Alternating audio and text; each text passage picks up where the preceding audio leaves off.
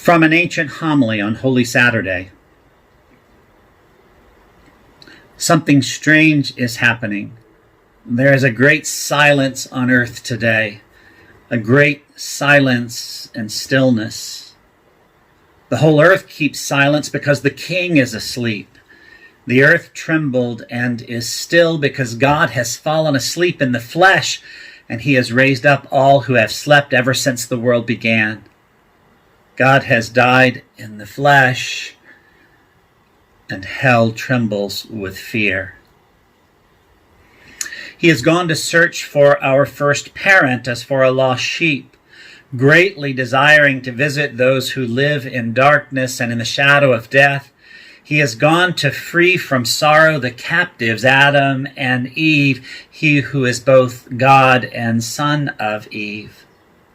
The Lord approached them bearing the cross, the weapon that had won him the victory. At sight of him, Adam, the first man he had created, struck his breast in terror and cried out to everyone, "The Lord be with you all." Christ answered, "And with your spirit." He took him by the hand and raised him up, saying, "Awake, O sleeper, and rise from the dead, and Christ will give you light. I am your God, who for your sake have become your son.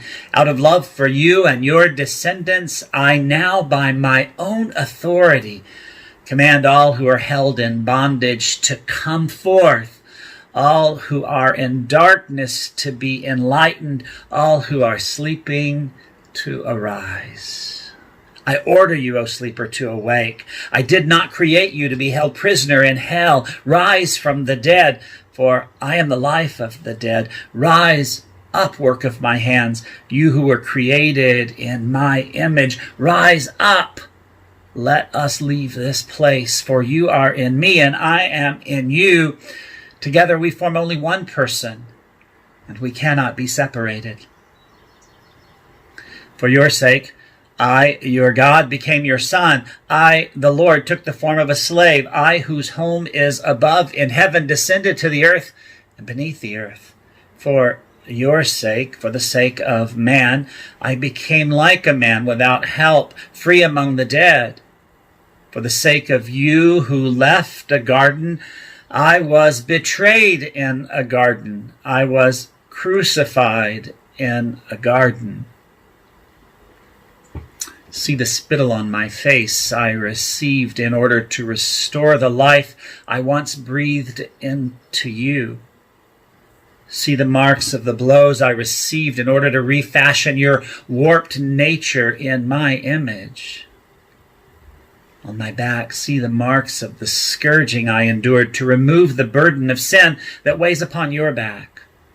See my hands nailed firmly to a tree, for you who once wickedly stretched out your hand to a tree.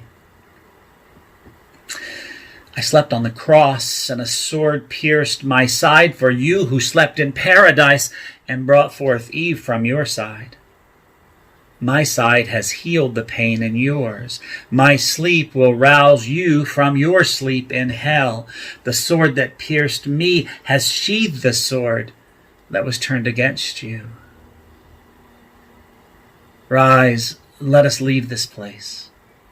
The enemy led you out of the earthly paradise. I will not restore you to that paradise, but I will enthrone you in heaven. I forbade you the tree that was only a symbol of life, but see, I who am life itself am now one with you. I appointed a cherubim to guard you as slaves are guarded, but now I make them worship you as God.